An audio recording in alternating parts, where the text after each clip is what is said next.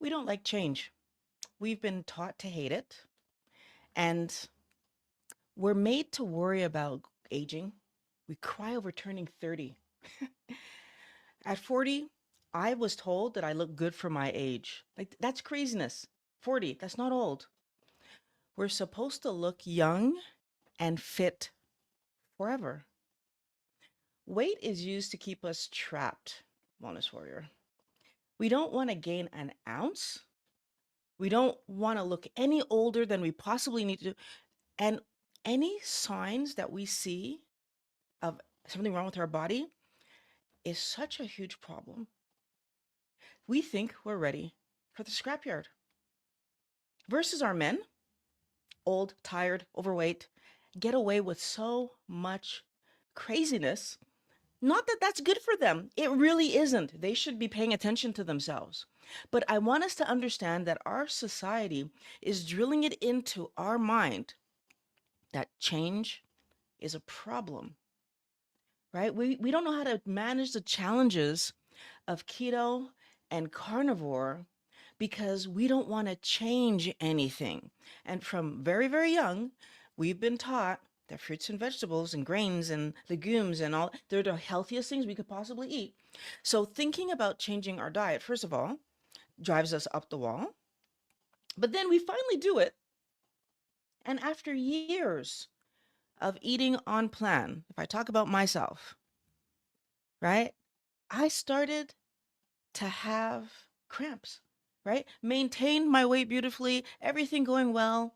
Cramps in my foot, in my calf, driving me crazy. Now, apparently this is common. Again, I didn't research keto to death before I started it because my hip was hurting so bad I just wanted to end that pain. But I also think that that's part of the problem. That's how they get us. We want a solution right now. Because we want that solution immediately, we're willing to jump right into things. And then when it's not working, we think we made a mistake, right? Especially us ladies. So we are often told that we need to reintroduce carbohydrates to solve everything from cramps to skin things to, like, I've heard it said for almost everything. And for me, that translates to, you see, you shouldn't have changed your diet. That's garbage. It's just garbage. This triggers our fair response. Most of us were hesitant to do keto in the first place. Honestly, when I first heard about carnivore, thought it sounded crazy. It's easy to panic and think that the diet is broken, that there's something wrong with eating this way, that what the medical profession was saying was right. Change is hard. And unfortunately, carbs taste good and they feel normal. The the world wants us to believe the lie that we need fruit, vegetables, legumes, nuts, seeds, all the sugars for good health. But Dr. Hampton gave us the tools to shut down that noise in the video that I released last week. And I want to talk a bit about what he said because he said one thing that kind of stuck with me.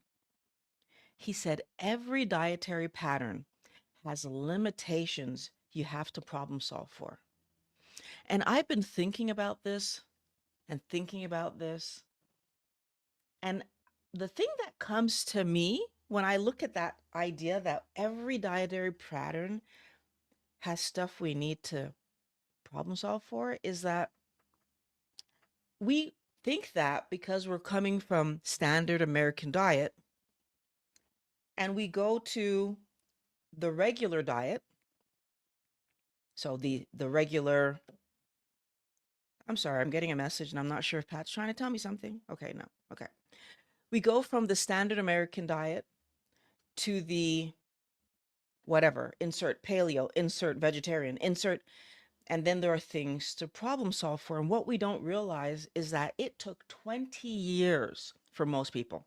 Somewhere could be 30, could be 15. like in my case, it took 23 years for our body to show us that we were having problems because we were overeating sugar. Did I identify that correctly? Did I say, oh, my joint pain is happening because I'm overeating sugar at the tender age of 23? Is that what I thought? No. I went with what the doctors were saying made the most sense. That because I was doing a lot of sports, I was not doing that much sports. I was playing sports in gym class. And here in Canada, you have gym class, if you're lucky, in high school, if you're lucky, 3 times a week. Sometimes it's only twice. So, no, that wasn't what was causing my problem. But did it sound good? Or did it sound right, I should say? It sounded right. That's what the doctor's telling me. Back then, trained to believe my doctor. So, we are told these lies, right? So, at the tender age of 23, the carbohydrates started off by saying, hey, your joints don't feel good. Maybe you should cut this out. But before that, I did have acne. That was a sign that the carbs were bothering me. But fast forward a few years, by late 20s, I had rashes now. I get another sign that my body was saying, hey, what are you doing? Shouldn't be doing this. Our body gives us so many signals, signs, indications, right? Some people develop diabetes and more serious health conditions like with their heart and muscle conduction, all kinds of things. So, yes, it takes time for my body, for our bodies to be able to say, hey, the thing you're eating is creating this problem. And then the worst part about it is that when it gives us that clear signal, our medical profession says, no, it's not the food. And they blame it on something else. They blame my rashes on the idea that maybe I came in contact with something that was a skin irritant. What the skin irritant was, they couldn't tell me because I was doing the same thing I always did at that time: home, work, home, maybe go see a friend, work, home. And so they blamed that, well, maybe at one of my friends' house, same friends I've been seeing all the time. They're gonna find a reason or something, to tell you. But at no point did I even talk about food. I just want to point that out.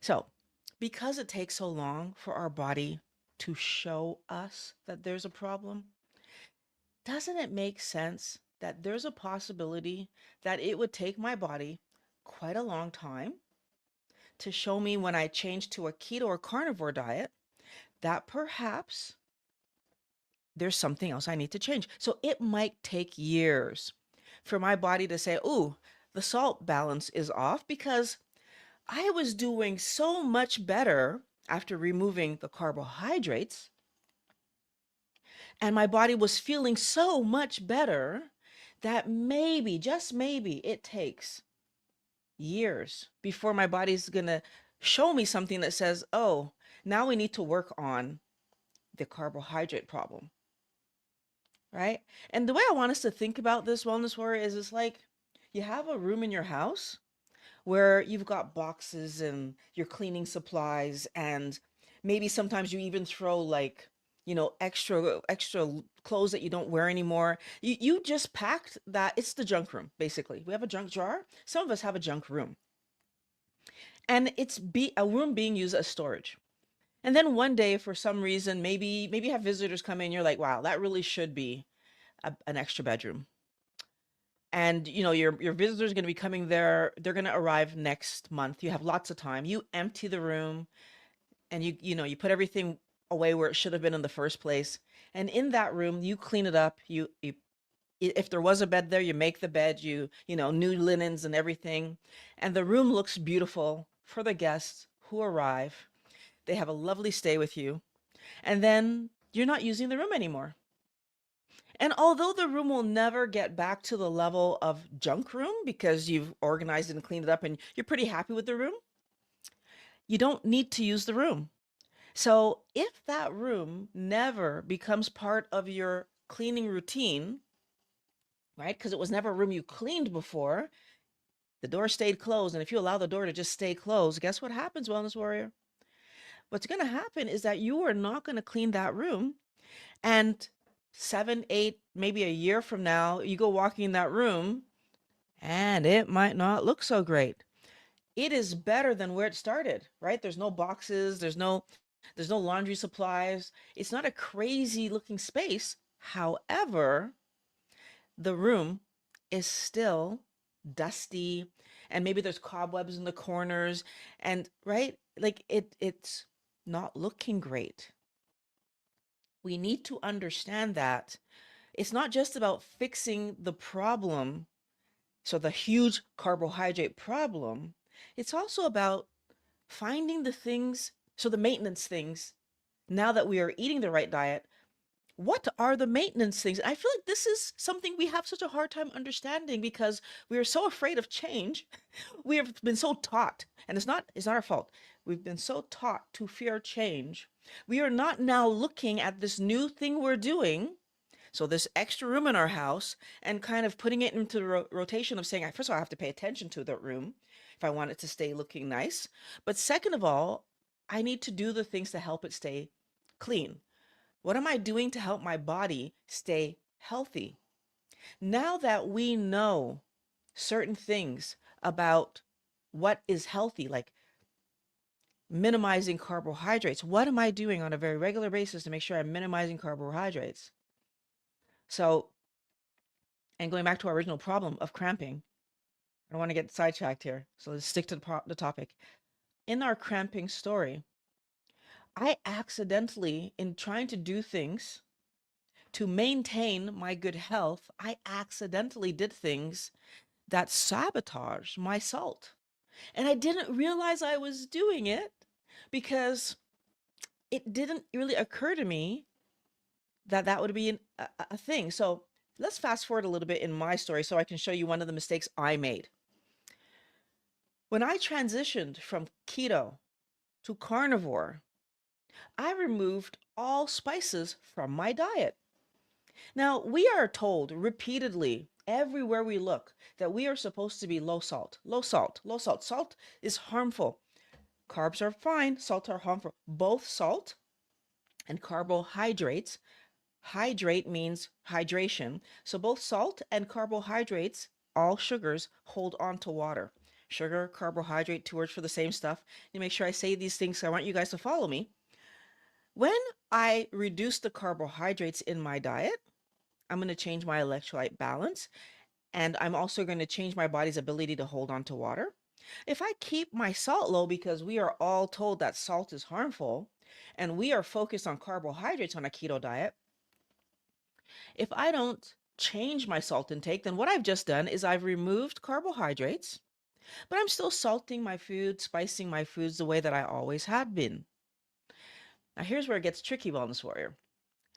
When I now turned carnivore and I removed spices, because spices are vegetation, out of my diet, and spices have salt added. So any mixed spice that you take, that you use, has salt in it. And if you are anything like me, and I only really understood I was doing this and that it was impactful when I looked at what happened in my diet. I salt my food and I spice my food. And that's the case going back in time. When I was cooking a standard diet, I spiced my food and I salted my food separately, not really thinking about the fact that there was salt in every mixed spice I ever used. Fast forward to when I removed it, I didn't just remove carbohydrates. I removed salt from my diet. And when I spoke to Dr. Hampton, that came crashing back to me. I actually had removed salt from my diet when I took those spices out, which of course threw my body into a problem because I was no longer getting the right amount of salt in my diet. Now, I'm not afraid of salt. I did add more salt to my meals, and I would take salt whenever I had a cramp. But I want us to understand the tricky ways, first of all, that they lie to us. Salt is bad, and yet it's in every single spice you use. Salt is bad, but it's in every packaged food you buy. Salt is bad, but it's in every restaurant food and high quantities. It's all over the French fries. It's all over the whole bunch of stuff. But then they tell us it's bad. Now, the other problem that we sneakily pull ourselves into that we don't realize will impact our cramp situation. There's two more that Dr. Hampton pointed out. I just want to name them here. He said that we unfortunately don't eat enough fat and we don't eat enough protein. And I can tell you that yes, the protein story, 100%, I realize that. But in my minimizing my protein, so not eating enough protein, and again, as women, we're told that we shouldn't be overweight. And in the standard world, where does the fat come from on our bodies, right? It comes from eating protein with its accompanying fat. This is the lie we're told. Well, Wellness Warrior, I was already at goal weight when I learned this lie. Did I learn the lie or did the lie jump all over me and beat me up? I don't know. But when this lie became apparent, I was already at goal weight. I went to Mexico. And in Mexico, we were on a resort, so we didn't have the ability to just buy whatever we wanted to buy. Whatever meals they served were the meals that we had to choose from. And what I quickly realized on day one of being in Mexico is that every single meat option was lean. Every single one. I had zero option to have a healthy portion of meat. Now, at the time, I wasn't carnivore, I was keto. But at the end of the day, Wellness Warrior, I was quickly confronted with this problem. So, my solution, which wasn't my original plan, I was going to eat breakfast. Well, brunch, right? So, by getting to the restaurant at before breakfast was finished being served, luckily for us, it gets served. I think it was getting served until 1-ish. So had more than the time to get there. And I could have bacon, eggs, sausage, any kind of fatty, anything that they were serving for breakfast. I ate a lot of eggs, Wellness Warrior. And but then I still turned around and I had supper. So on this trip, I ate more protein than I normally ever would because I was having breakfast and I wasn't having a small breakfast. Not like I was having two eggs and a piece of sausage. I was having a full-on breakfast of eggs and sausage and bacon and any fatty meats that they had there because it's Mexico. So it's funny for breakfast, there seemed to be sometimes a little bit of a fatty meat, like some chicken that still had skin or stuff like that that I could find. And then I turned around and I had a full-on supper. And Wellness Warrior, after eating more on vacation, I lost weight.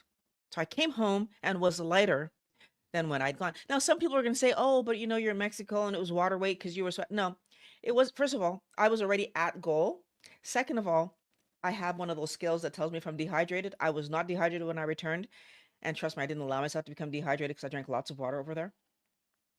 And the weight loss maintained. So it wasn't just water weight and I come back and I eat normally and everything goes, no, it maintained. Why did it maintain? Because over in Mexico, it occurred to me that I actually could eat more.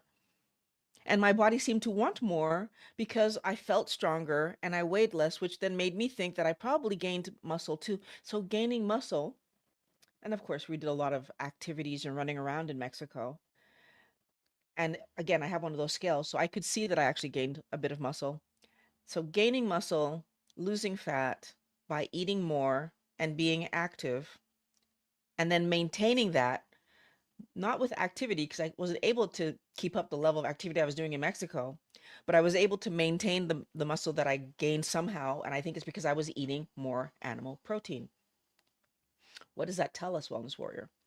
It tells us that our body wants to be strong. Our body wants to be healthy. Our body wants us to do well. And if we eat the right things, meat, fish, poultry, eggs, salt, in the right proportions, our body does better. I didn't gain weight by adding more protein on a daily basis. That was a week of 8 days of eating more protein every single day. I didn't gain weight. I got stronger and lost a little bit of weight. Very interesting to me. And I want you guys to know about these things so that you can start thinking about what we are told, the lies how they scare us into a fearing change and keeping us trapped in feeling horrible. Now, in our conversation, Dr. Hampton and myself, he pointed out a hidden problem that most women have when it comes to living healthy keto and carnivore. And I will admit that I was kind of working on it inadvertently, but didn't really know the gravity of why I was having this problem. When we go into menopause, so for every woman who starts keto or carnivore before they go into menopause, again, I did great. My weight came straight, like, I mean, 5 months, Wellness Warrior, I was at goal weight.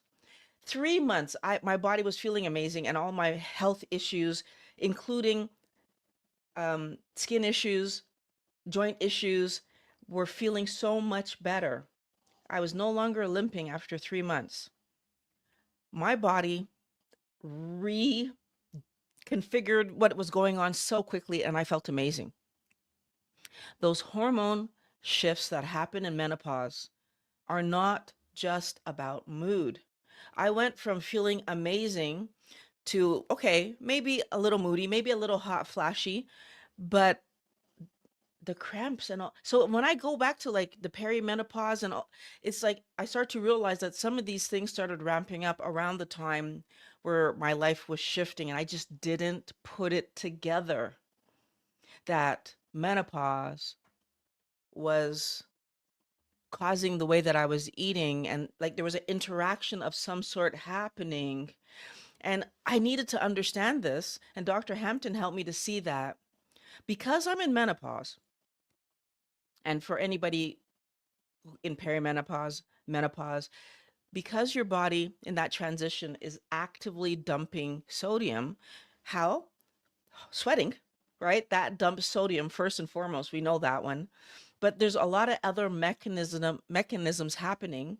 He also talked about vasopressin going up and what. So a lot of things happening that are going to cause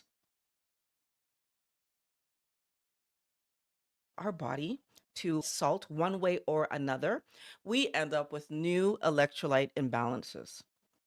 We add to that that some of us, as he mentioned, are still eating low fat, are still eating low protein because the world will look at us a certain way if we go out to eat and have too much meat on our plate. And it's drilled into our brains that this is the wrong thing to do. Change is hard. Change is hard. And because we hate change, we're already struggling with the menopausal changes that are happening, right? So our sex drive just falls, it plummets. Um, we don't have periods anymore, which you would think would make us happy, but for most of us, after we've finally gotten used to them, and now this not having a period anymore, instead of it being something that makes most women happy, it causes us to think that we are old, dried up, and no use anymore because that's what we are taught. That's what we are told, and we hate this idea. And so now these monthly interruptions and annoyances for our life are finally gone, and we're upset because, well, that means we're old. We end up wanting to self-soothe with carbohydrates.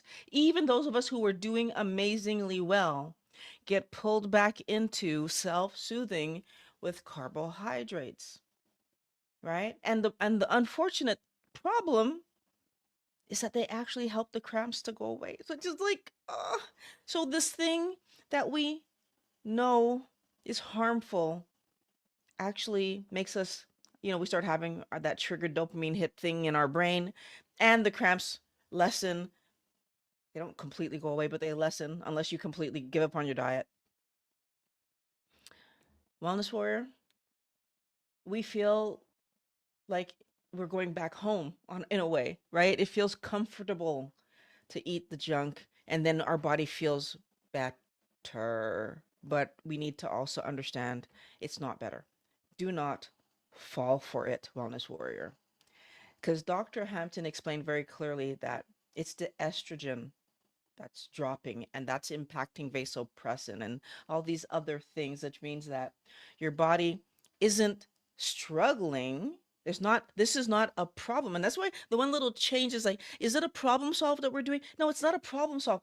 So, and I'm not disagreeing with Dr. Hampton, because from his perspective of a man as a doctor looking at what's going on with us, he's problem solving. What we are doing, ladies, is understanding. We need to understand that when we are in a menopausal state, our salt levels will drop naturally. And why I say it's an understanding scenario is that if I had been living my life carnivore from the start, right? If I had never, if all of us ladies, if we had never been pulled into this world of carbs are healthier than meat, because that's a bold-faced lie, bold-faced, in case somebody's questioning what I'm saying right now. If we had never been pulled into this lie that carbs are healthier than meat, and we had always been eating meat first, that meat on our plate is the food, meat, fish, protein, eggs, the food, and the carbohydrates, if they were there, were the side dish, were the entertainment on the plate. Then when we would have come to our menopause or perimenopause state, we would have always saw our parents, so our mothers, our grandmothers, our great grandmothers, our great they all would have had the same experience that we were now living. We wouldn't be ashamed or embarrassed or anything by living hot flashes or like any of the stuff that we live. We wouldn't be upset by the changes in hormone leading to maybe a lesser sex drive, and we wouldn't be bothered because we wouldn't have this lie looming over us trying to make us feel that these things are bad, that change is bad, and that we should always stay the same. We need to understand that this is not a bad thing that's happening to us. It's just a thing that's happening, a normal thing that happens to every woman that walks on the planet. And men, you guys, you have your different changes. You know, your testosterone levels do change. Everything changes, right? Because it's supposed to change. So Dr. Hampton's video is linked below. I do want you to watch it because everything he talked about, he explained this in detail. I'm not even going to try to explain it in detail. The video is linked below because he's the doctor. He understands this stuff and I don't want to make any mistakes. But the key takeaways that he wanted us to understand is that we can't compare, first of all, our salt needs to the salt needs of our spouses. So the men in our life, whether it's our spouses, our brothers, our fathers, our uncles, or whoever, we can't compare our salt needs to that of men. But he also added, very interestingly, that we all undereat salt. I'm going to add this. We shouldn't be comparing our salt needs to that of other women either. I remember Dr. Halberg, so Sarah Halberg. I remember her putting up a video when she was with us talking about the fact that women's hormones fluctuate. It is normal for them to fluctuate. She pointed out that every woman who is on birth control is forcing their body to be at a stable level of a hormone to block our ability to what? Like to block our ability to get pregnant. And she points out that how wrong that was. That's not what our body was ever looking for. Hormone fluctuation is supposed to happen. And I will add to what she said there. She was talking about for, you know, the hormonal balance of the body, which of course, all the structure in your body being created properly, maintained properly, like all the things. But I'm going to add something. Do we ever consider that the large number of women who have mental health struggles, whether it's anxiety or depression or all the other mental health struggles that plague women, could be related to the very constant level of, you know, sex hormones that we keep ourselves at so we don't get pregnant? And I feel like, again, I'm going on a small tangent, but I'm sorry, but I just want to say this because I think it speaks to this idea that Women are constantly being told that we need to stay the same. Don't get old, don't get fat, don't change anything about yourself. Be constant, even though nothing on the planet is constant. Not our spouses, not our children, not our planet. Nothing is constant. Hormones are supposed to fluctuate from day to day, and therefore trying to have a particular level of hormone is not good. And part of what causes our hormones to fluctuate is the meat, fish, protein, and eggs that we choose to eat from day to day. And whatever decision you make today impacts the level of hormones you're going to have in the next 24, 48 hours, because it impacts how much cholesterol and all the things, right? As you eat, things are changing, and you're giving your body new building blocks, and your body will use those building blocks to try to build and heal you the best it can. The goal is to pay attention to what your body is telling you, right? So, do I have rashes? Do I have pain? Do I have brain fog or headache or anything going on mentally? Pay attention to what your body is telling you and respond accordingly to your body. We all have different damage from the carbs we ate, Wellness Warrior. My house was different than your house. My house was different from my spouse's house. We come into this new house, we created a new scenario for our kids, and those kids still go off and go to their friends' homes where their food. So, the level of carbohydrate that any one of us was exposed to, first of all, the level of carbohydrate that any one of us decided to eat. My daughter fought me on the carbohydrates her first, I'm going to say, 6, 7 years. She fought me hard, 0 to 4. And I agreed with her, and she didn't have much. She had no junk food, but she didn't have much sweet fruit. But then post 4 years old, when I was less worried about her having candy and junk food, my mistake, she still fought me until 6. She had her first taste of cake, where she actually like ate a piece. Maybe she had 5 bites of cake at her birthday party. She was 6 years old. Before that, everyone just knew, don't even put the cake in front of her. She doesn't like that kind of stuff. Our kids know what feels healthy, but if we keep pushing this stuff on them, we can train them to eat the thing that they shouldn't eat. The same way that I see with pets, we can, if we put kibble in front of our animal over and over, eventually it will eat the kibble. If you don't give it an option, it's going to eat that, even though it should be, in my case with my cat, eating meat, fish, poultry, right? Like, so we had a different level of carbohydrates in our history that caused damage internally, right? And we also had a different level of keto carnivore eating while we're trying to recover. Our recovery is different. And because our recovery is different, our body is at a different place. My body is at a different place than a lady who started carnivore on the exact same day as me, right? How fast did I transition to carnivore? So, like, how long did I do keto before I transitioned versus how long did that person do keto before they transitioned? Maybe they didn't even do keto first. They went straight from standard diet to carnivore. I don't suggest that, but it's a possibility. Or maybe they did paleo before they did carnivore. How do we know? And we don't know. I can't know what you did. You can't know what I did. It's not about copying me.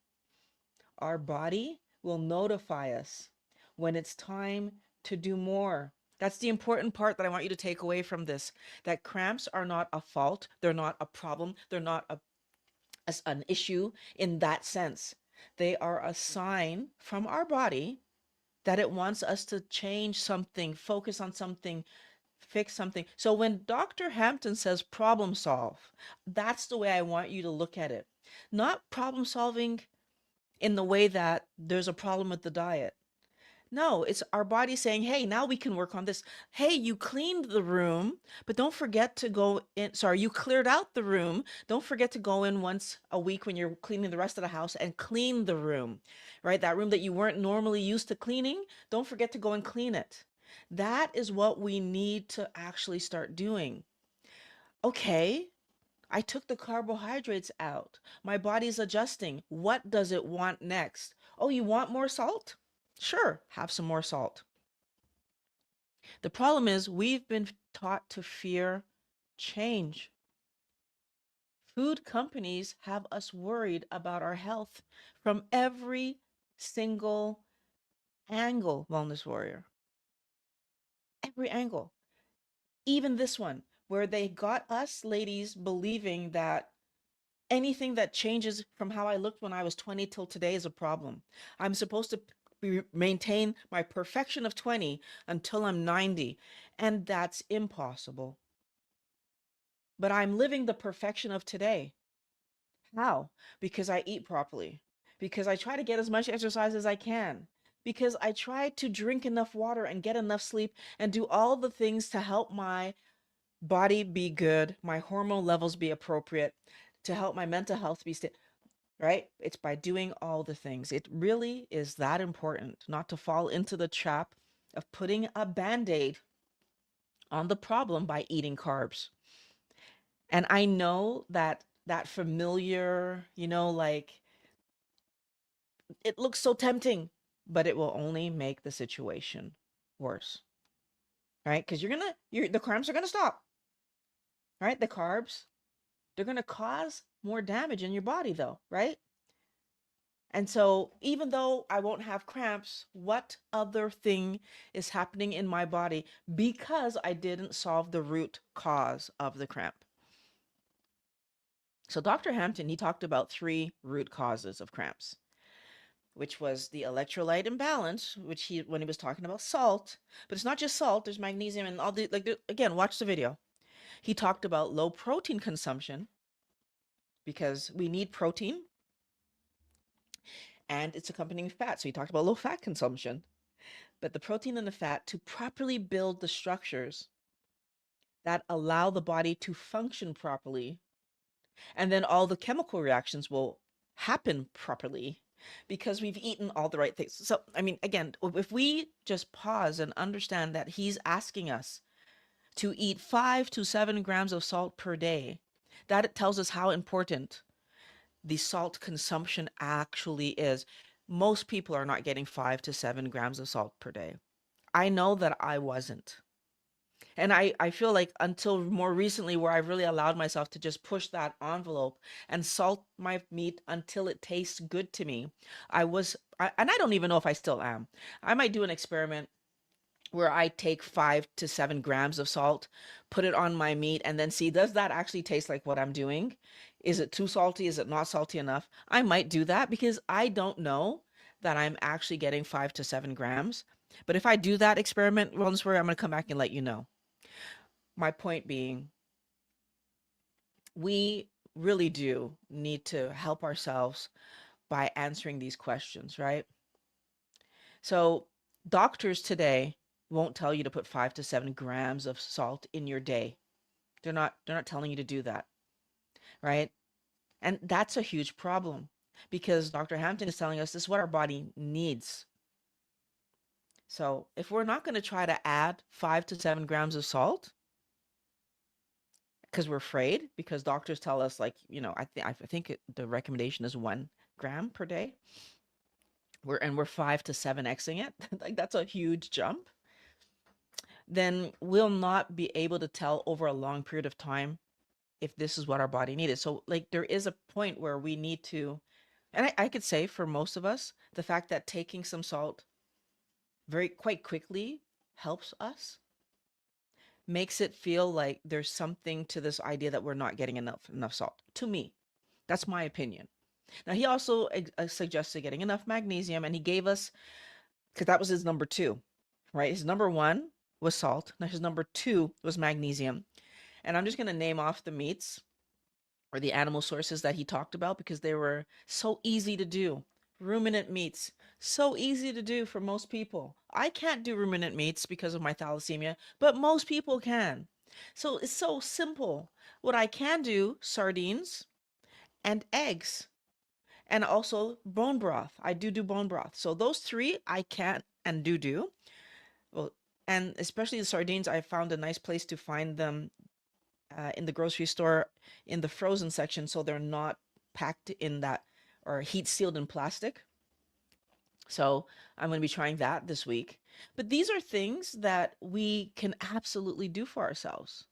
And the question becomes, well, then if we can do it, why aren't we doing it, right? They're not hard. Now, there are carb ways to get magnesium that I'm going to just say out loud I don't recommend, because why would I add carb when I can eat something that has no carb and get the magnesium? I'm encouraging every wellness warrior, unless you already eat that carb thing, I wouldn't lean on it. And another reason I wouldn't lean on it, because even if I eat that carb thing in a small amount as a side dish, if I'm getting my magnesium there, I'm much more likely to lean on it. I want you to practice yourself to get what you need. So, what your body actually needs, whatever your body screams for, is something that it needs. So, if your body is screaming for magnesium by giving you cramps, then get it from meat, fish, poultry, egg. Like, get it from the places that you can get it from that are healthiest. He didn't say that the other meats don't have any. He just said it's abundant in ruminant meat. So of course I know when I eat poultry, I get it too. But it would be more abundant if I could eat those ruminant meats. So I suggest leaning on the things that are the healthiest. Now, in talking about this kind of hidden problem of hormone and menopause and whatever that I hadn't thought about, Dr. Hampton helped us to also focus in on one other thing, which is iodine. And he proposed that the reason iodine would be very helpful is because it helps nerves to fire correctly. And again, he explains it all in the video. You should go watch that. But he pointed out that, he would suggest for medicinal purposes a range of 150 to 500 max micrograms of iodine max. And I can tell you that I have found success with iodine, and I don't even get the 150 micrograms. So, and it probably, if I would up to the 150, maybe all of my symptoms would be completely gone. I haven't done that just because I don't, I feel like I have things at a level that I feel great. However, I'm playing with the idea. We'll see what happens eventually, but right now, I'm fine where I am. But it's something for everyone to think about, because maybe going back to what Dr. Barry taught us about more very recently, that the iodized salt that we all think we're eating, by the time we actually sprinkle it on our food, the iodine has evaporated out of it, because iodine just doesn't get held in salt that well. And then, if I remembered correctly, I think it was Dr. Saladino, but I'm not 100% sure. But somebody else mentioned that the reason that they give for adding sugar to our salt, because believe it or not, there's sugar in your salt. If you don't buy the right ones, so please read your labels, by the way, because there's glucose in your salt. If you're not reading it, you're going to be unfortunately learning that piece of information right now. So I try to buy ones that don't have the agents in it. Apparently what I learned is that they say, I don't know if I believe them or not, but they say that that's to help hold on to the iodine. But from what I understood from Dr. Barry, it's not doing a good enough job, even if that's the reason for it. The salt that we eat consume today does not give us the amount of iodine that we need. We need to be adding it. So I'm encouraging everybody to listen to what Dr. Hampton said in the video that I link below. If we need 5 to 7 grams per day, and we're still following the outdated, unhealthy practice of doing 1 gram per day, our body is struggling, not just with cramping, but anything that requires salt. Every cell in our body, Wellness Warrior, everything, I'm touching them, has a sodium potassium pump. Sodium, salt. Every cell in your body. We need this salt. Now, we can overdo iodine. I just want to make sure that I do say that too. So please watch the video. He talked about what are the symptoms if you do overdo it, but not, he said, really don't go past 500. So I'm also saying, like, just listen to the doctor, the keto friendly, carnivore friendly doctor, and don't go past 500. So ultimately, I don't want you to blindly return to carbs because, or just because they make your cramps go away.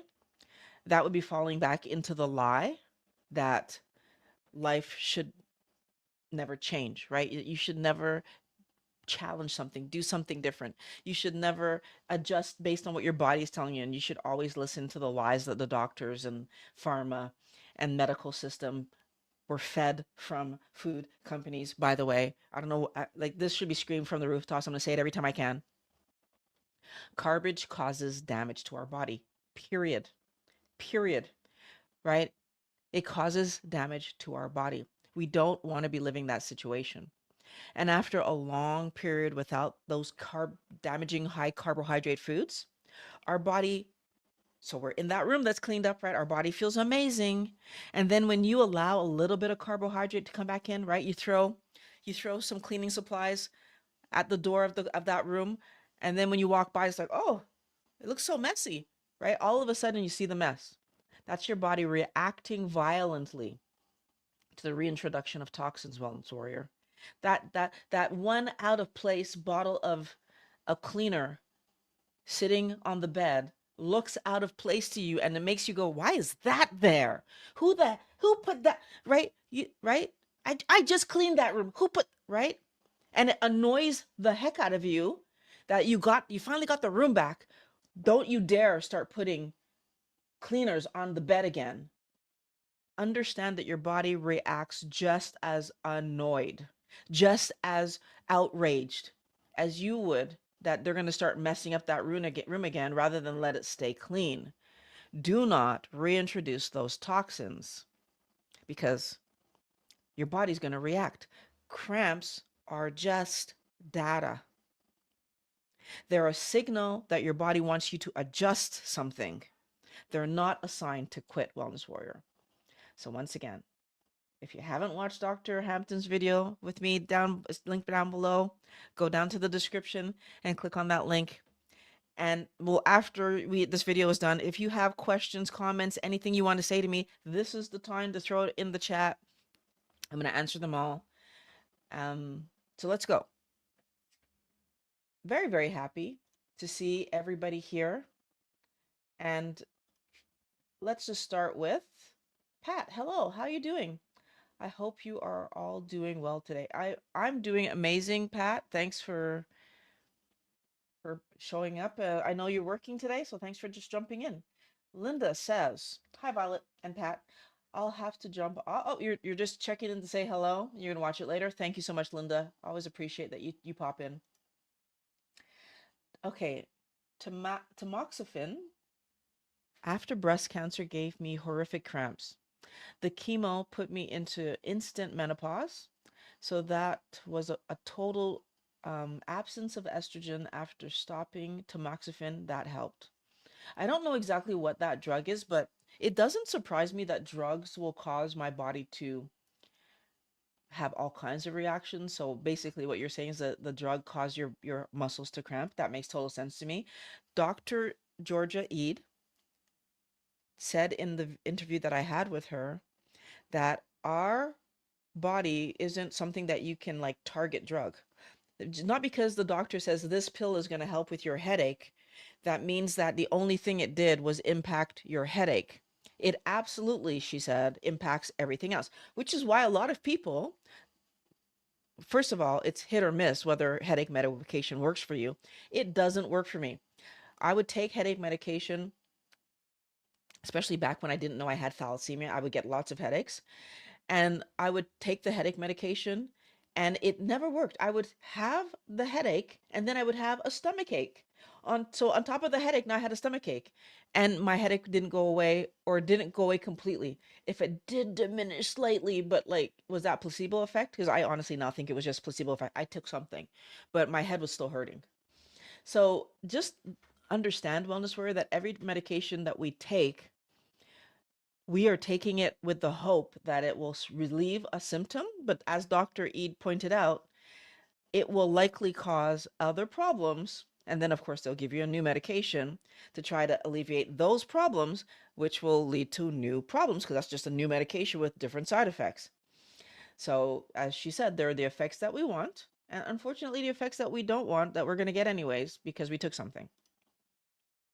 Can kind of Carnivore says, "Thanks for sharing, Violet. So glad to catch the live." I'm glad that you're here, kind the Carnivore. Um, I'm not sure if kind of carnivore means that. I'm assuming that means that you're keto. I like to play on words. It's a very cute way to say I'm keto. So they're very nice. Love that. Um, MK says, and yes, we're all different. I do better with around 75 grams a day at my target weight. When I go full keto, I get terrible cramping, but I support Lion and Carnivore message fully. Yeah, I mean, honestly, if 75 grams gets you into a ketogenic state, then that's perfectly fine. But I think I would encourage you to think about the things that Dr. Hampton has encouraged us to think about adding. If you're doing well on 75 grams, though, that's amazing. You know, I think that wherever we settled is where we stay. And when our body is ready for us to do more, it will ask us for more. Like I was totally settled at 20 grams. My body asked me to go down to 18. And then I went down to 10 and I was totally settled. I was happy at 10. And then I went on that trip and ate more protein. And that started me thinking like maybe the extra carbs I'm eating versus getting more protein, maybe my body would be happier. And I made that adjustment. So like yeah, we all need to look at like when your body is ready for you to add something or when you have a situation like mine where you live something and you say, "Hey, that's interesting," and you make an adjustment, then you'll know what's what. And what I do find interesting is that I was already in my was I? Yeah, I had already started perimenopause when the extra protein thing showed itself and allowed me to feel better too. It was part of like me feeling a bit better. So like all of these things were kind of happening around that time, right? And it really does help you to see that your body will tell you stuff. But thank you very much, MK, because you're and I'm glad that you're tracking. For you to be able to say 75 grams tells me that you're tracking. That is another thing that I wish more people would do because I would not have been able to understand that that 2 gram difference was actually impacting me if I wasn't tracking because I was 20 grams and I was doing a really great job of staying around 20 grams. And then I started to notice that anytime I went past 18, I was, my joints were hurting and I was struggling. And I consistently tell all of you wellness warriors that I love having violet syndrome.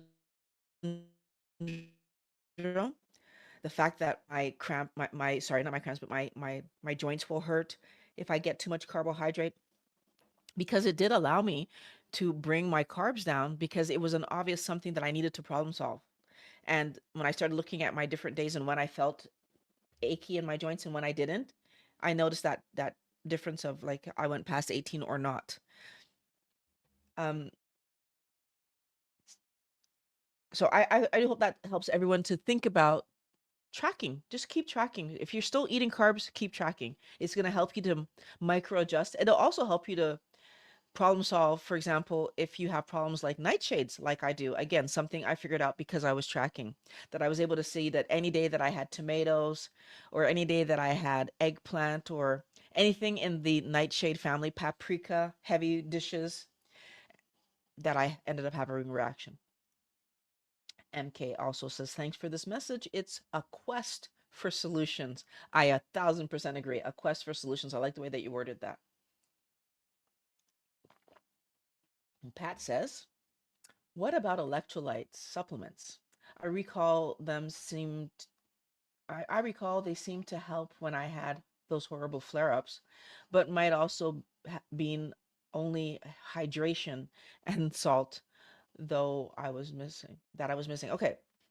So one of the things that Dr. Hampton said in the video, and I really do want you guys to go watch it, he said that he didn't want us to do like mixes, and he called it, you know, the throwing the everything in the sink, you know, every on the kitchen sink syndrome. He's like, you need to do one at a time to try to problem solve what is actually going on with you. I kind of resonate with that idea because if the only thing that I'm missing is salt, or like in my case, seems to be salt and iodine, then adding a bunch of these other things isn't necessarily what my body wants, but those other things are going to imbalance my electrolyte balance. We're trying to let our body be balanced. So it's either going to create really expensive urine because my body's going to force me to urinate out what it can. And even what I learned from Dr. Hampton for things like iodine, it can't even urinate it out if you take too much. So I actually like his idea better of doing one thing. So adding one thing if you're going to go the supplement route. But as I already said, please, Wellness Warrior, lean towards if I can do it with real food, do it with real food, because then my body knows what to do with that. It will take what it needs and not take what it doesn't need. And I think that's the best way to go about it. And I even remember when I watched some videos from Nutrition with Judy, she even very clearly pointed out, and I think Dr. Baker echoed this in a different kind of video, but they were talking about this idea that we must eat organ meats. Oh, it's so necessary to have organ meats. Nutrition with Judy pointed out how high organ meats are in all of these other things, right? So these minerals and nutrient like and vitamins and for some of them like vitamin A and D and whatever, that because they're coming fat in their correct fat soluble way, when we eat them we can actually apparently overdo vitamin A, for example. So the suggestion from Nutrition with Judy is that we don't overdo eating these meats, so these organ meats. And Dr. Baker, I believe it was him, put it quite simply. No, I'm wrong. It was Dr. Chafee. Put it quite simply. If you were to eat the entire cow over the course of so say you bought a cow and that was your food for the year, you wouldn't have enough liver to have a meal of liver every single day. So if you wanted to have liver every single day, you'd either have to cut that liver up into 365 pieces and have one piece per day, or you would have liver a few times. You would have, so each of these organs, if you were actually going to eat nose to tail, you would only have enough of it to have a few meals of it. And the rest of the time, you'd be eating muscle meat.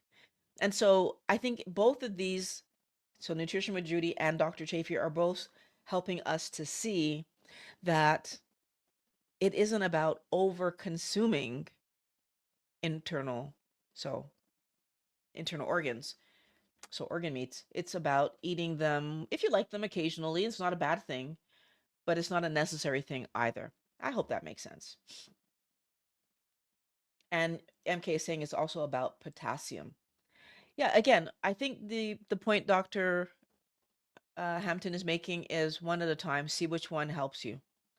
And like let's say I tried adding magnesium and I saw no result. There wouldn't be a reason to keep adding magnesium. And if I tried to add, let's say, potassium and that helped, now the question is there something else that I need to add with potassium, or is adding just the potassium helping? And I think that although like I heard like when you take vitamin D, adding vitamin K is a good thing to do, but a good thing to do doesn't mean I need to do it. Again, if my body is getting enough vitamin K from what I'm eating and it's the vitamin D, for example, let's say was a going problem, or I was getting enough of everything except for the iodine and that was a problem. If I'm only missing the one thing, why take these other things and again disturb the balance where my body's now going to have to fight itself if that one thing was the only thing I was missing? That's the question mark. I do know in the US, you guys have the option to get a lot of these things tested. And I think it might be worth doing the testing and finding out. And I'm even looking into doing it, although doing it from Canada will be quite a feat. And I'm looking into trying to get it done. And when I get it done, again, another something that I will let you know. So now I have two experiments that I'm putting on the docket. But once I get those tests done, I will share with you guys. Hello, Sing It. Nice to see you in here. It's been a little while since I've read your name. Did not start 2 weeks ago because I was not honest. I Sing It, have a meal prep. Oh, have to meal prep. Cut out other options because meal is set. Last week was the turning point. Old pain is back. Okay, so what you're saying is that you recognize that if you have a quick option, you're more likely to go for that quick option. And that's great for you to be honest with yourself about.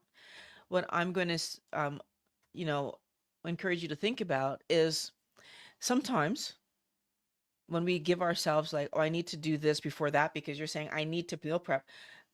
Do I need to meal prep? I would disagree with that. What I really need to do and need, what I'm really trying to do and not even trying, no. What I'm committing to doing is not seeing that option as an option, right? So I'm assuming that some version of easy pickup or right is happening. And I've lived this. And I'm going to be talking about it in a video that I hope I'm going to be making soon. But I've lived this. And what I really needed to acknowledge to myself was that I'm giving myself an excuse. So the fact that I can go pick up chicken and it's all meat and therefore it's not a problem doesn't change that I have meat at home and I had meat in the fridge in the freezer. But because I didn't meal prep. I didn't take my meat out of the freezer and put it in the fridge to defrost. Because I hadn't done that, I gave myself the excuse that I could go buy some pre-prepared chicken. And I had to actually look at that and take that excuse away from myself and say, no, that's an excuse.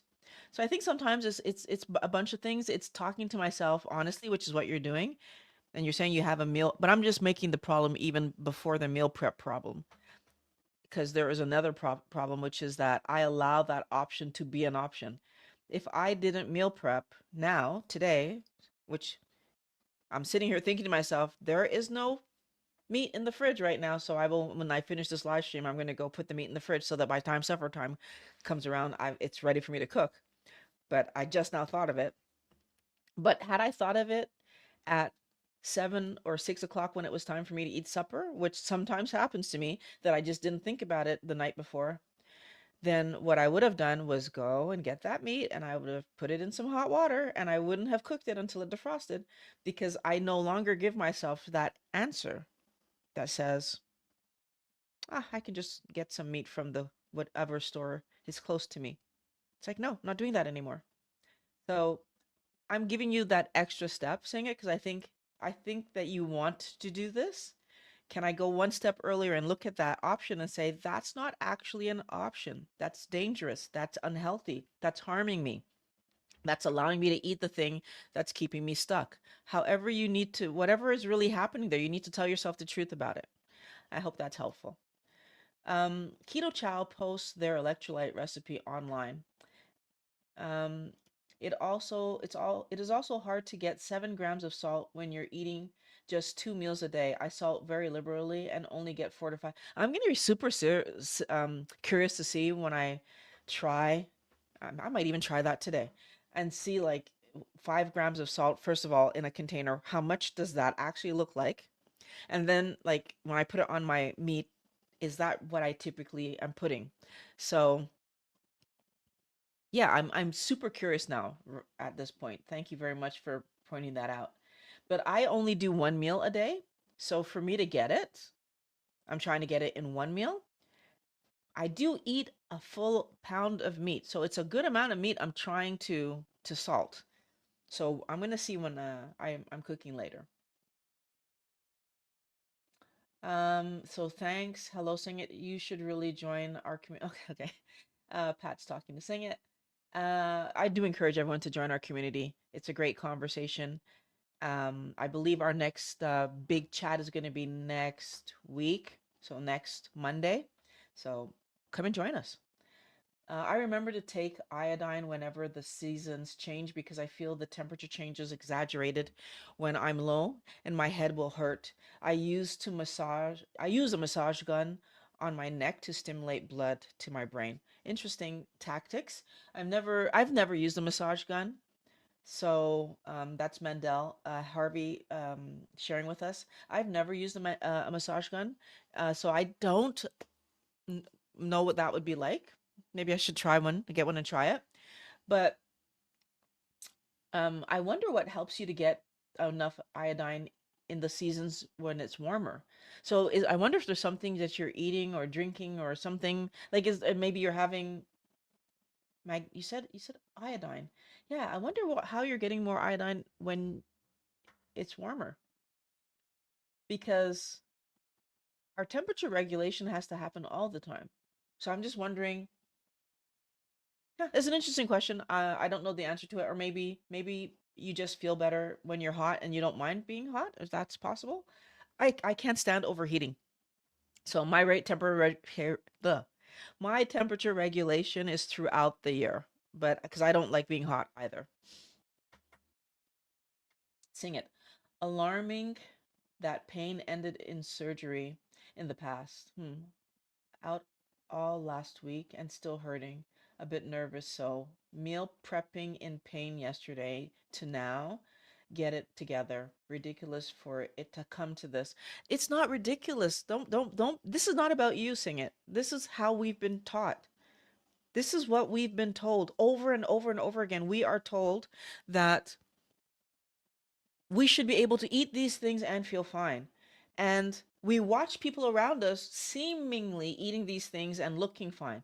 But I can guarantee you that when I was able to hold it together, so if we go back in my history of my joint pain, when I was able to hold it together, even walking, I would walk as normal as I possibly could to not have people ask me why I'm limping. It is what we are taught to do, and it's not healthy for us. So trying to muscle through, trying to be like everybody else feels like the right thing, even though it's the wrong thing. So please do not blame yourself for doing what you were taught to do. This whole conversation we're having is about you learning to see it, to see that because I was taught to do this, I was doing that. And now, today, what I'm actually going to do is do something else. I'm going to change it. I'm going to do the thing that helps me to heal me. And as long as you do that, it's going to be fine. Right? Right? Because every morning when you wake up, now you be thinking, oh, do I have what I have need to have for supper ready or lunch or whatever? Like you will be looking into your day thinking, how did I set myself up for success today? And then tomorrow, you'll do the same thing. Why? Because you lived this pain and you know what this pain feels like. And you're going to make sure that you don't live this pain again. So please sing it. Like, see this as a positive. Your body gave you pain so that you could correct it, right? Not for you to be mad at yourself, not for you to eat more junk. Your body gave you pain so you could go, oh, that's what eating healthy is going to give me. Eating healthy is going to help this pain to go away. And then as you're prepping and you do that, what are you going to see? The pain goes away. So Mandel says, I listened to the iodine crisis, the history of iodine, of how iodine has been fought by bromide, fluoride, and propaganda is interesting. The testimonials are thought provoking. And you said this is called the iodine crisis. I'm going to put that aside because I want to look that up. The iodine crisis. It's a book. Okay. I'm going to check that out. I don't know if it's only a book or if it's a book and a something. But I know, yeah, in our water we have bromide, fluoride, and probably other things. So is that also what might be harming our iodine staying level in our system? If that's what you're trying to explain to me, that's interesting. I'm definitely going to check out that book. Thank you very much, Mandel, for that for telling me about that book. And you reminded me to start taking my iodine again last week. I usually forget in the summer when it's warm. Oh, you forget because it's warm. Okay, so you're one of those people that just likes being hot, like my mom. She loves being hot. Oh my goodness, my mom. Like you, if we go to the house in the summer and like she doesn't like my dad is dying. She doesn't want the air conditioning on. It's crazy. But yeah. Um, let's see. I love the clean taste of diamond kosher salt. That's how I can stand to eat so much salt, then supplement iodine. Okay. I've never tried diamond kosher salt. I'd have to check into that to see what it's like. However, um, I find red no, what salt do I use? I just use pink salt, and I find it tastes perfectly fine. I actually do like it. So, yeah, I'm gonna give what you're. I'm gonna take a look at this iodine book, and I'm also gonna weigh my salt and see how much I'm actually putting, and see if I'm putting enough. So, seeing it says ate crazy, nothing happened, but I knew better. Small cuts every time I ate crazy, then hit me hard and at once. Who have I been the last six? Who have I been the last 6 months? Mm. So you see, this is one of the things that's so sad, is that unfortunately, what's gonna happen is that you are gonna feel like you're getting away with something, right? It's gonna feel like you're getting away with something, and because that also gives us a mental push to do the bad behavior. Like when we feel like we got one over on someone, something, there's a little bit of a, oh, I won. That happens. But you can't win against yourself, right? And I want us all to recognize that we cannot win against ourselves.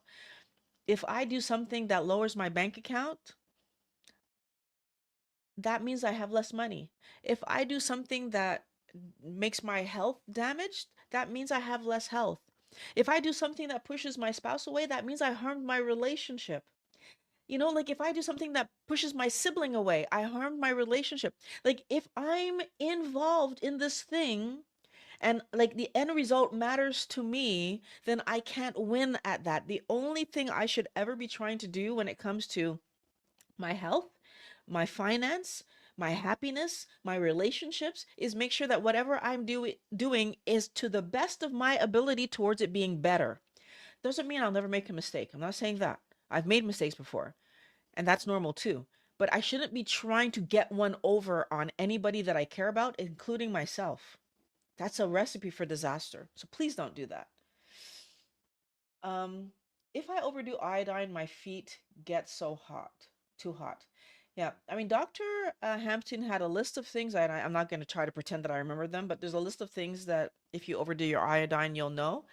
I mean, I'm nowhere close to the amount that he even said was through therapeutic numbers, which is why I'm saying I might decide to go up a little bit and see how I feel. But yeah, I'm not even close. But also, getting iodine here in Canada, it's quite expensive. So I'm really comfortable with the amount that I'm taking. But one thing that I remember Elizabeth Bright pointing out is that what we could do is like take a large amount to kind of get our body to the right level and then drop back down and take less. And like that's something we could do like every once in a while where we kind of bump ourselves up and then take less. But I don't know what the cadence would be. I should have asked Dr. Hampton. Maybe I'll reach out to him and ask that question. Like, let's say you wanted to like give yourself a boost. And like for example, myself, if I wanted to take the 150 just to get myself to that level, how long would I do it for? And then how long would I go back to my normal number? And then kind of what would be the maintenance of that? So it's a question I can ask him. And if I do reach out and ask that question, I'll come back to you with that as well. Mandel says, my niece had a lot of symptoms alleviate by iodine. Oh, that's great. Thyroid function is okay. Not cold all the time. Joints better. Mood exponentially more stable. And that got her to listen to try meat. Yeah, what I would, again, going back to what you were saying, is like I wasn't sure I would understand why you wouldn't still need the iodine in the summer to keep your body temperature regulated. But yeah, um, Sing it. I've done iodine 1 drop lately. Fingernails are growing out at the base with no line that splits nail at the top. So if you're doing 1 drop, you probably have that really strong iodine. Because I know, like for example, Lugos has like 2%, and I think it's 5%. But I don't know. I don't understand the percentage rating here because the amount of drops you need for the 5% is so much less than what you need for the 2%. So I find it very confusing. And maybe that's what I'll do. Maybe I'll just buy the 5% to take like once a week, and the rest of the time I take the um the regular 2%, and then see how that goes. There's so many things I could play with. I'm not sure exactly sure. So, oh, so tamoxifen starves the body of estrogen, prevents prevents the cells from absorbing estrogen. Um, I hear you about getting to the carb level you need. I've been doing this for 4 years, and I've up to 50 to 75 carbs and feel better. I think you mean to say you stay between 50 and 75 and feel better. And yeah, I mean, again, that's great. I think if this is working for you, that's terrific. The little part of my brain. So I'm going to say something, MK, and this is for everybody. I'm saying it because you just made me think of this, but I'm not questioning what you're doing. If this helps you to feel good, do what you're doing. But I'm going to say what my brain jumped to when I just linked the tamoxifen to the cancer, which I hadn't put it together before. Not sure why. Maybe because I'm not a doctor. So it didn't click for me. But I'm going to say this right now because now that I just linked it to the cancer, what I will say, and I'm saying this because I think everybody who has cancer should know this information. The way that they find cancer in our body is with radioactive sugar. I guarantee you that if I had cancer, I would never touch any carbohydrate ever again because carbohydrates feed sugar. That's why they can find it with radioactive sugar. Those cancer cells start just eating it up. So this scares me to know that you're doing 50 to 75 grams of carbs because it makes you feel better, knowing that you did have cancer at one point. However, if you have the all clear zero cancer in your body, so zero of that negative cancer in your body, and you're only eating healthy foods, maybe you can manage that 50 grams of carbs. But that's a very scary thing for me because cancer feeds off carbohydrates. So I'm just saying that, like, I know myself. Um, I've spoken to a few friends of mine who have a cancer story, and I've told them, please, if you do anything, just heed that. So that's a very scary thing for me, MK. Not trying to tell you what to do. I think that this is one of those situations where you go back and you talk to your doctor and you reach out to and talk to any keto friendly doctor. As a matter of fact, not any, every keto friendly doctor that you follow, I would reach out and I would talk to them. I would do it on Instagram or TikTok or wherever they have a personal account. I would reach out like crazy until they answer me and see what their opinion is on you still eating 50 to 75 grams of carbs after doing chemo and having gone through a surgery. Because to me, that seems high. Dr. Westman pointed out that for people who were metabolically healthy, doing 20 total carb was fine. But he said that if you have any metabolic issue or any health issue, we shouldn't even be talking total carb zone. Um, we should be talking net, and we should be getting it as low as possible. So I just saying that because I want us to think about these things more realistically and really understand what we're trying to accomplish. Like they were starving your cells of estrogen rather than starving your cells of carbohydrate when we're trying to fight cancer. My body always needs estrogen. So it's kind of interesting to me why they're trying to starve your body of estrogen, right? My body makes estrogen and it makes carbohydrates. So forcing it to not have the estrogen when it would have made what it needed, forcing it to not have carbohydrates would have been better because we overeat them even though it makes what it needs. So it's a question mark for me. I'm just talking out loud right now. I'm talking you through how I think about these things. So I do think maybe sometimes it will help other people to think about these things differently because this is what's gotten me to the point that I am currently at. And again, going back to what Dr. Sarah Halberg said, we keep trying to force our body to have a certain amount of hormones, like if we know better than our body. And she clearly pointed out that we do not. We do not. Our body micromanages these things on purpose. Mandel says, I'm newly at liberty. Hey, and seem to be on a stress-induced modified fat. Oh, you saying at liberty? Is Liberty a company? If that's a company, that's bad. I thought you were saying liberty like it's a like you feel liberated. Being fired kind of took my appetite for a while. Pun intended, using a mineral name. Oh, okay.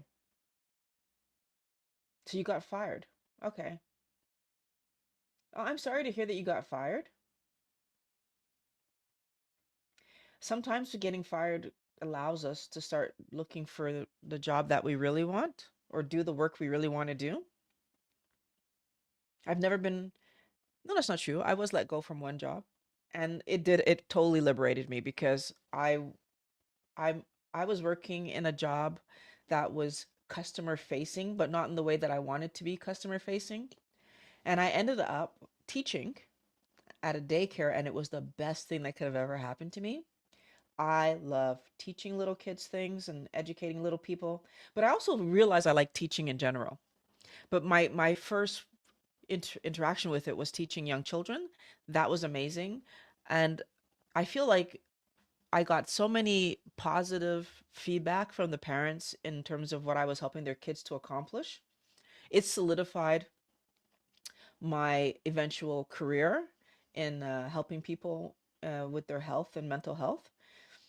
And it solidified a lot of things for me. So I definitely feel like getting fired was amazing for me and put me on a better path. And sometimes, Mandel, I know that you're a person of faith. We don't know why God is putting a new path in front of us until we're on that path and it's like, oh, obviously, this is what you wanted me to do. So I encourage you to look forward to whatever the new challenge is going to be and how you're going to be able to work better at helping your life improve and helping the people around you and spending more time with your child because I know that that's something that you also want to do. Uh, Mando says the butter and salt were was resetting my system. I'm going iodine too.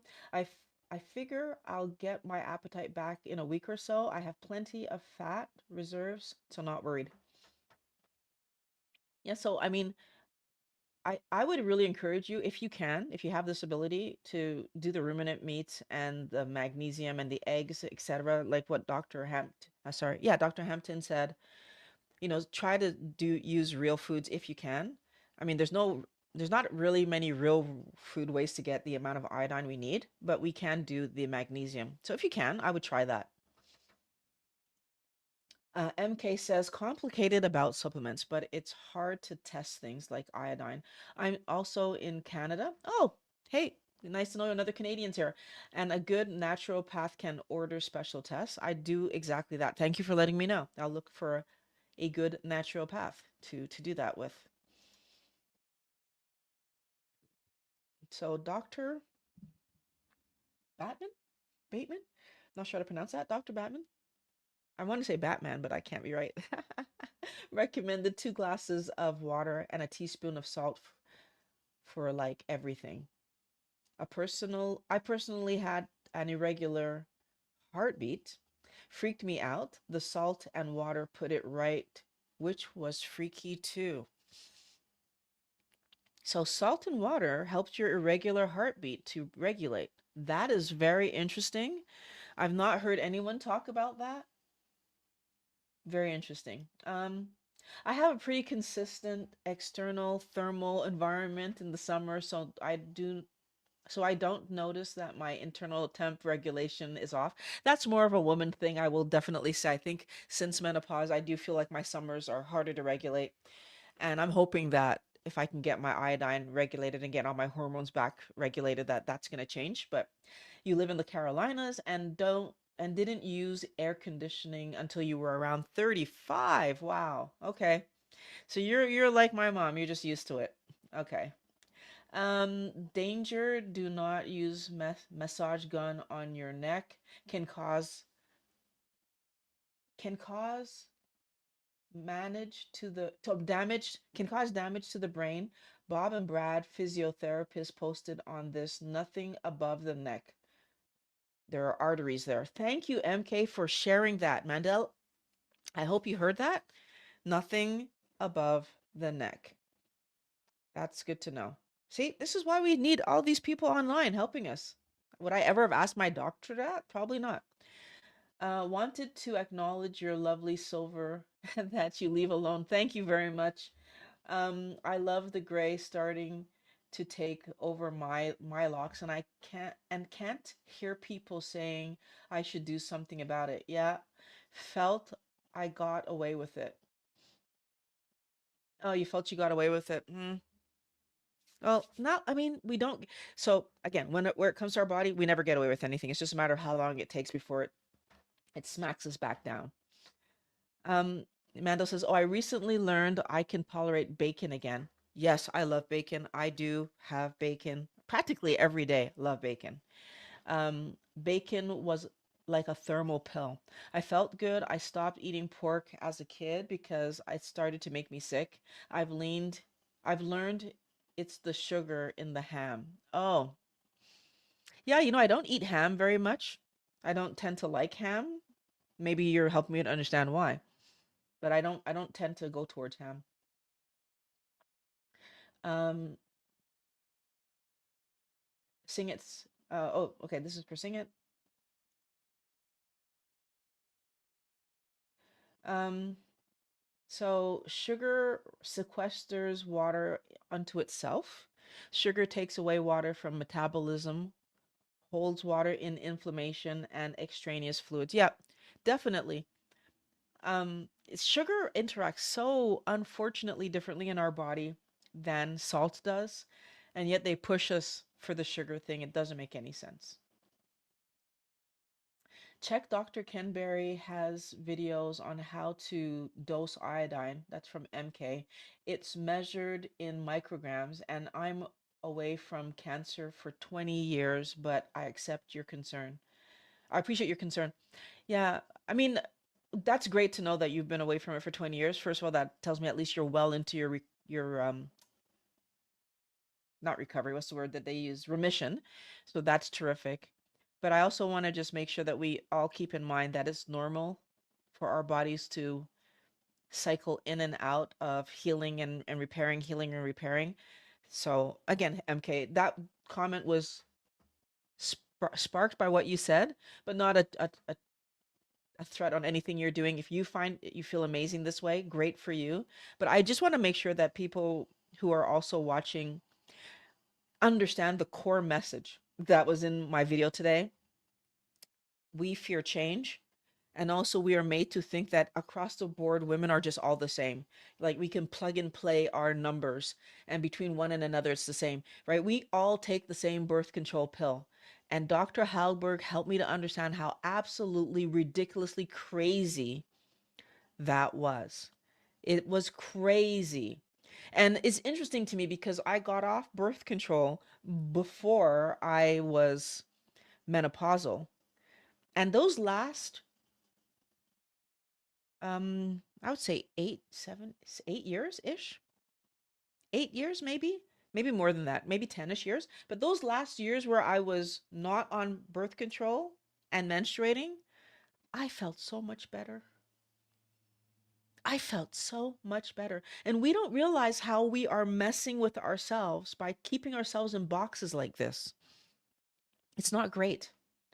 So I just want to, again, just pointing out the things that I feel like they have us so fooled, wellness warriors. They have us believing that our bodies being convenient matters more than our bodies being healthy, right? Don't get pregnant when you didn't want to have a kid. Don't gain weight, right? Don't get old. Be convenient, body. Stay here. right? And I'm willing to chemicalize and put, you know, colorants to keep your the color of my hair this, and I wasn't willing to do that. I put enough chemicals on me that I wasn't going to add coloring my dyeing my hair to that. So I just said no. I said no to that. But yeah, there's too much. These are estrogen positive cancers, so they thrive in estrogen. Again, I still think even estrogen positive ones also function in sugar, but I can't say that for 100%. Check with the doctor. Like, how did they find those estrogen positive cancers by injecting you with estrogen? They couldn't, because you have estrogen all the time, right? So even when they're searching for cancer, they often ask us to drink that radioactive stuff. Anyway, I'm just pointing out that they say a lot of things, but they still find it with radioactive sugar. So it's something for us to think about. And so unbalances are common on our lousy diets. Yep. And yes, we're known tumors thrive on sugar. Yeah. The worst tumors are estrogen negative. The worst tumors are estrogen negative. I'm not sure. I'm again not a doctor, so I'm not going to talk to that part. Um, Mandel says God specifically sent a ram out of the bush to knock me out of a palace he told me to leave years ago. Oh, a deer hit my company truck and they tracked my geotab. I was in the wrong.